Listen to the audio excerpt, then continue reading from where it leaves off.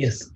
तो network problem की वजह से अभी ब्रेक हो गया था थोड़ा, नेटवर्क ब्रेक हो गया था। तो जो भी स्लोप आया था वो मैंने अभी लिख लिया है, पूरा लिख लीजिए। देखिए ये स्लोप था और t इक्वल टू ln2 से इसको सेटिस्फाइड कराना था, तो 8 + 2 अपॉन 8 माइनस 10/7 स्लोप आ गया था। अब इक्वेशन ऑफ टेंजेंट निकालने के लिए y minus y1 equal to m x minus x1 होता था, तो m तो आइडेंटिफाइड हो चुका है। x1 y1 के लिए ये t से सेटिस्फाइड करा देंगे तो पॉइंट आ जाएगा।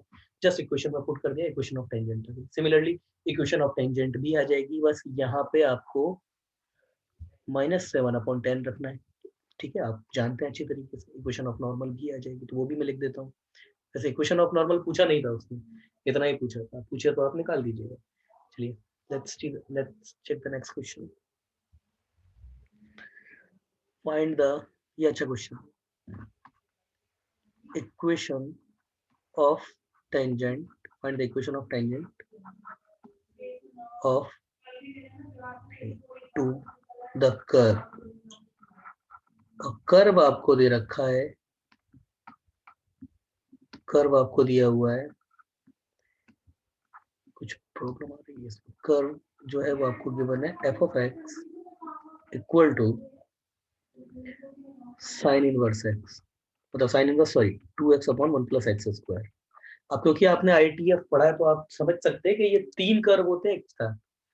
x इक्वल टू 1 और -1 पे इसकी टेंजेंट एग्जिस्ट नहीं करेगी ड्यू टू शार्प एज। आप जानते होंगे अगर आपने अच्छे से ITF पढ़ा है। ये है आपका -1 और ये है आपका 1, तो ये शार्प पिन पॉइंट की वजह से यहाँ पे टेंजेंट एग्जिस्ट नहीं करती है। तो अगर ये टेंजेंट या नॉर्मल की बात x इक्वल टू 1 या -1 पे करता है तो सीधे सीधा आंसर डज नॉट एग्जिस्ट हो जाएगा। मगर उसने यहाँ पर नहीं दिया है एट x इक्वल टू √3, ये है कर। अब अगर यहाँ पर देखो, आप लोग अगर टेंजेंट नॉर्मल के कंसेप्ट से चलने लग गए ना, तो इसका डेरिवेटिव करके, है ना, डेरिवेटिव करके और फिर x इक्वल टू √3 रखना वो बहुत चैलेंजिंग हो जाएगा। तो सबसे अच्छा क्या है इसमें, ITF फॉर्मूला लगाएगा। ITF से हम लोग जानते हैं कि फॉर x ग्रेटर देन 1 के लिए हमारा जो f ऑफ x है ग्रेटर देन, क्योंकि √3 आपका ग्रेटर देन 1 के लिए तो ग्रेटर देन 1 के लिए तो आएगा। तो इसके लिए हमारी डेफिनेशन कौन सी एक्टिव हो जाती है, देखिए ये वाली, ये इधर ये था, तो ये पीछे तो बात ही नहीं कर रहा, ये 1 पर था। ये आपके पास 2 tan इनवर्स x था। सवाल था ये कौन सी, ये क्या था आपके पास में, ये आपके पास 2 tan इनवर्स x था। ये क्या था आपके पास में, ये था आपके पास में पाई, मतलब -2 tan इनवर्स x का टुकड़ा पाई से अपग्रेडेड ये था। तो ये पाई -2 tan इनवर्स x था, बस यही था इस क्वेश्चन में। तो f ऑफ x आपका क्या हो जाएगा, पाई -2 tan इनवर्स x। आप खुद सोचिए आपको कितना इजी पड़ गया इसका डेरिवेटिव करना। अब इसका डिफरेंशिएशन आप इजीली परफॉर्म कर सकते हैं, तो वो कितना हो जाएगा, f डैश x हो जाएगा -2 1 + x² for every x greater than 1। देखिए यहाँ पे ग्रेटर देन मैंने 1 लिया है। जैसे ये जो डेफिनेशन है इक्वल भी लगा सकते हैं, क्योंकि कर्व आपका कंटिन्यू है। कर्व आपका कंटिन्यू, वो इक्वल टू या तो ये 2 tan इनवर्स x के साथ लगा दीजिए या फिर इधर लगा दीजिए, मगर डिफरेंशिएशन आपका x इक्वल टू 1 नहीं ले सकते। क्यों, x इक्वल टू 1 पे ये कंटिन्यूस जरूर है मगर डिफरेंशिएबल नहीं है x इक्वल टू 1 पे। तो डेरिवेटिव x इक्वल टू 1 पे डिफाइन नहीं होगा, मगर ये कर्व कंटिन्यूस जरूर है। ठीक है ना। तो आपके पास f डैश मतलब slope at x equal to √3, very simple, -2/1 + 3 -1/2। तो इक्वेशन ऑफ टेंजेंट जिसकी ये डिमांड कर रहा था वो तो बहुत सिंपल हो गया, y - y1 equal to m x - x1। अभी भी x1 y1 आपको निकालने बाकी है, तो x1 y1 इसी से निकालिए, इससे मत निकालिए, इससे गलत आ जाएगा, इससे निकालिए। ठीक है ना। तो इसमें अगर मैं √3 रखूंगा तो x तो बेटा x तो मेरे को √3 गिवन है, तो मुझे तो y निकालना है, मतलब f ऑफ x एट √3 निकालना है मुझे, तो यही तो y है मेरे पास। तो पाई -2 tan इनवर्स √3, अगेन इससे मत निकालना, इससे तो अलग आ जाएगा कुछ। तो ये पाई -2 tan इनवर्स √3 कितना होता है 60 या फिर π/3, तो 2π/3, तो ये कितना हो जाएगा π/3। ठीक है ना। तो ये मेरे पास y आ चुका है। अब तो सब कुछ अवेलेबल है मेरे पास, तो इक्वेशन ऑफ टेंजेंट मतलब या फिर सीधी पुट द वैल्यू,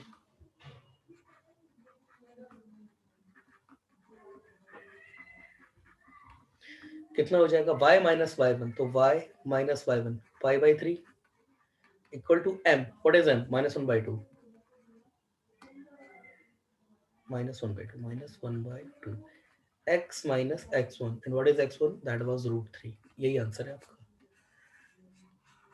है ना। अगर नॉर्मल निकाल रहा होगा तो माइनस 1 बाई 2 की जगह केवल 2 रख दिया जाएगा, आंसर उससे आ जाएगा। चलिए let's check the next question.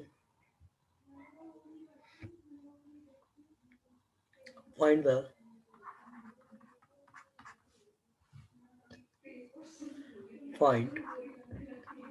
The equation of tangent, find the equation of tangent to the curve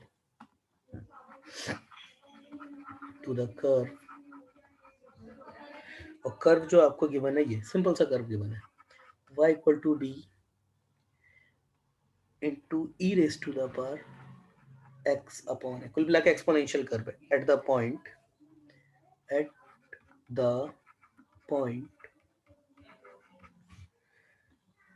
where the curve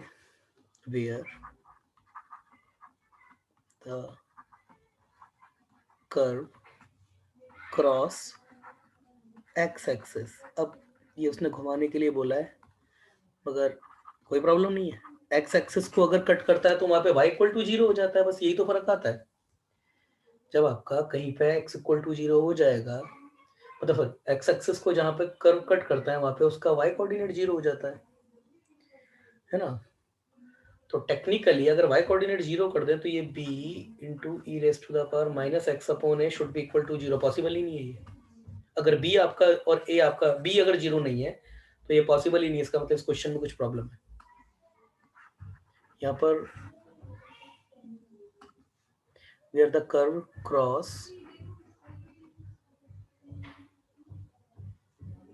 to y axis कर लीजिए आप, x एक्सिस को तो ये कभी कट क्रॉस कर ही नहीं सकता ना, है ना। अच्छा उसको यहाँ पर इसने यह भी गिवन है, यहाँ पे b and a not equal to 0, है ना तो a 0 हो सकता ड्यू टू डिनोमिनेटर केस, और b अगर 0 हो गया तो ऑब्वियसली क्वेश्चन ही खड़ा नहीं होगा, ये तो खुद आपकी x एक्सिस ही हो जाएगा सर, है ना। b और a आपके 0 नहीं है, और अगर b और a सच में 0 नहीं है तो फिर ये कर्व x एक्सिस को कभी क्रॉस नहीं कर सकता, क्योंकि एक्सपोनेंशियल कभी 0 होता ही नहीं है। इनफाइनाइट पर भी अगर x में इनफाइनाइट भी ट्रेंड करा दूं इस केस में, तो भी आपका एसिम्प्टोट आएगी x एक्सिस पर, वो खुद x एक्सिस ही हो जाएगी आपकी, मगर ये कर्व आपका क्रॉस नहीं कर सकता x एक्सिस को, तो y इक्वल टू 0 हो सकता है यहाँ पे, y एक्सिस को ही क्रॉस कर सकता है, ठीक है ना। For intersection with x axis, sorry y axis, put x equal to 0, जैसे x इक्वल टू 0 पुट करेंगे b e raise to the power minus 0 upon a, तो वो 0 ही हो जाएगा, तो ये तो आपके पास b आ जाएगा। तो पॉइंट क्या हो गया आपके पास 0, b, इस पॉइंट पे आपको टेंजेंट निकालनी है, यही वो कहना चाहता है। तो अब पहले तो dy बाई dx आपको डेरिवेटिव निकालना पड़ेगा एट 0, b, यहाँ पे निकालेंगे तो कितना आएगा, कर्व तो ये था आपके पास में, ये है कर्व, तो इसका डेरिवेटिव b और e raise to the power minus x upon a, अब माइनस एक्स अपॉन ए का होगा तो ये माइनस 1 अपॉन ए आ जाएगा एट 0, b, तो b रखने के लिए y कोऑर्डिनेट तो है नहीं, तो ये माइनस b अपॉन ए ही इसका स्लोप होगा। तो इक्वेशन ऑफ टेंजेंट जो उसने डिमांड करी है, y minus y1 that was b, m that was b minus b upon a, और x minus x1 that was 0, तो क्या आया, y equal to b minus b x upon a, है ना। जैसे भी अब इसको सिंपलीफाई करके वो लिखना चाहे, एक्चुअल आंसर तो यही है, ठीक है। लेट्स से वो द नेक्स्ट क्वेश्चन इज, इसके कुछ और क्वेश्चंस भी हैं, है ना, कुछ और भी क्वेश्चन है, मैं एक आध क्वेश्चन और इसके देख लेता हूँ, अगर अच्छे हैं तो ठीक है, अदरवाइज आपको होमवर्क में वो क्वेश्चन दिए जाएंगे और वो सारे आपको सॉल्व करके दिखाने होंगे, ठीक है। तो एक क्वेश्चन और मुझे थोड़ा ठीक लगा इसका, ठीक है ना, बाकी के रेस्ट क्वेश्चन आप करेंगे। Prove that all the point, prove that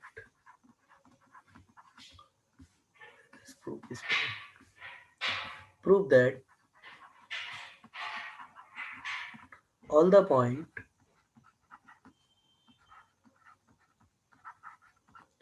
to the curve, all the point on the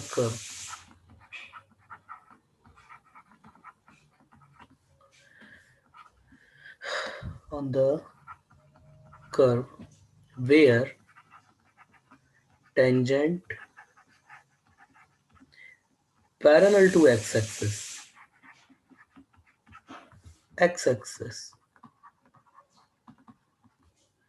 lies on a parabola। अब ये आपका क्वेश्चन जो है ना, ये टेंजेंट नॉर्मल का कम लोकस का ज्यादा है। अच्छा, कर्व क्या गिवन है आपको? फॉर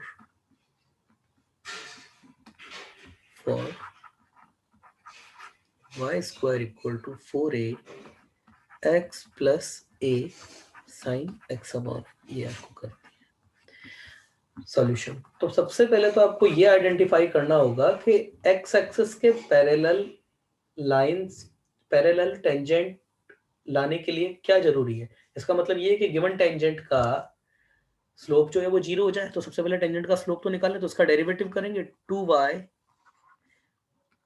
कई बार कुछ बच्चे बोलते हैं सर आप बहुत डायरेक्ट लिख देते हो चीज़ों को।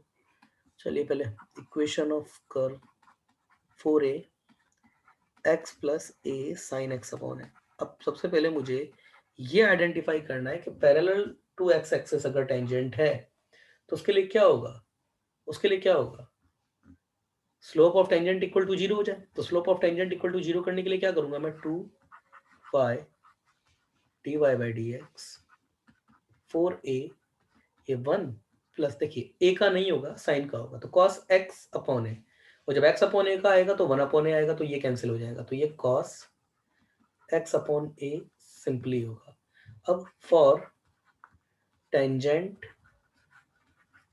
पैरेलल टू x एक्सिस क्या करना पड़ेगा मुझे, dy by d x must be equal to 0। इसका मतलब 2a अपॉन y, ये a है ना, a 1 plus cos x upon a equal to 0। देखो a तो 0 है नहीं, y इनफाइनाइट हो जाए तो ऑब्वियसली इनफाइनाइट जो होगा वो कोई फाइनाइट नंबर तो है नहीं, तो हम इस वाले फैक्टर को 0 कर देंगे, that 1 plus cos x upon a equal to 0। तो यहां से हमारे पास आएगा cos x upon a equal to -1। तो x अपॉन ए आपका -1 कब कब हो सकता है, जब x अपॉन ए आपका या तो पाई हो जाए, मतलब कॉस का जो थीटा है वो पाई हो जाए, या फिर 3 पाई हो जाए, या फिर 5 पाई हो जाए, या फिर 2n-1 पाई हो जाए, यही तो है। तो x आपका कितना हो जाए, मैं जनरली लिख देता हूँ 2n-1 pi a for every n belongs to i। ये सारे पॉइंट कवर हो गए इसमें। अब इसके लिए मुझे देखिए, अब क्या है ना, मेरे पास वो सारे पॉइंट के एक्स कोऑर्डिनेट आ गए जहां पर खींची गई टेंजेंट एक्स एक्सिस के पैरेलल हो गई। अब मुझे वो दोनों पॉइंट तो होते हैं ऑब्वियसली, अगर अभी तो पॉइंट का एक्स कोऑर्डिनेट आया तो वाई कोऑर्डिनेट तो अभी भी मुझे निकालना पड़ेगा। तो वाई स्क्वायर एक्स की ये वैल्यू मैं इसमें रख दूंगा 4a 2n-1 पाई a, ठीक है ना, plus a sine 2n-1 pi a, और ये पाई अपॉन a। तो ये कितना हो गया, for a 2n-1 pi a plus a, और ये हो गया sine 2n pi minus pi, y square equal to 4a 2n-1 pi a plus a, ये तो आपके पास में माइनस का साइन पाई हो गया, और माइनस का साइन पाई आपका कितना होता है, 0 होता है। तो ये आपका कितना हो गया, y square equal to 4a 2n-1 pi a, ये हो गया। अब ये जो है आपका as it is x coordinate है जो हमने निकाला ये, तो इसकी जगह एक्स कोऑर्डिनेट रख दीजिए, दैट इज 4ax। तो मेरे पास जो लोकस आया है वो क्या आया है, y square equal to 4ax। ये आ गया। एक्चुअली आज क्या है ना, कुछ नेटवर्क में मेरी जहाँ लोकेशन है वहाँ कुछ प्रॉब्लम आ रही है, तो मैं कुछ लिखता हूँ तो एकदम से है ना, मतलब ओवरराइट हो जाता है वो अपनी तरफ, नेटवर्क की तरफ से खुद से ही हो रहा है वो, मेरे यहाँ पैन में प्रॉब्लम नहीं है ना। तो ये बेटा अपने पास आ गया, और ऑब्वियसली ये सारे पॉइंट आपके इस पैराबोला पे लाया करेंगे। Question is done.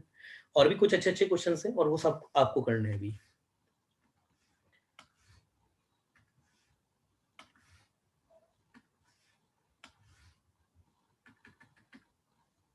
चलिए,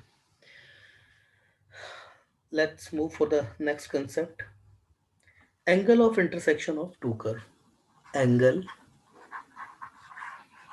ऑफ इंटरसेक्शन, ये देखिए अपने आप ही, इंटरसेक्शन ऑफ टू कर्व।